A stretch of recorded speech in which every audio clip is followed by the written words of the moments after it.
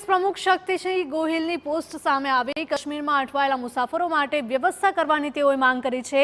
પ્રવાસીઓ શ્રીનગરથી ગુજરાત જવા માટે ઈચ્છે છે તેવું તેમણે લખ્યું છે। વિમાનની સીધી ટિકિટ નથી મળી રહી। શ્રીનગરથી અમદાવાદ હવાઈ સેવા શરૂ કરવામાં આવે તેવી પણ તેમણે માંગ કરી છે। ત્યારે ગુજરાત કોંગ્રેસ પ્રમુખ શક્તિસિંહ ગોહિલે આ પોસ્ટ કરી છે। કાશ્મીરમાં અટવાયેલા મુસાફરો માટે વ્યવસ્થા કરવામાં આવે તેવી તેમણે માંગ કરી છે। પ્રવાસીઓ શ્રીનગરથી ગુજરાત જવા માટે ઈચ્છે છે। વિમાનની સીધી ટિકિટ નથી મળી રહી। શ્રીનગરથી અમદાવાદ હવાઈ સેવા શરૂ કરવામાં આવે તેવી માંગ કરાઈ।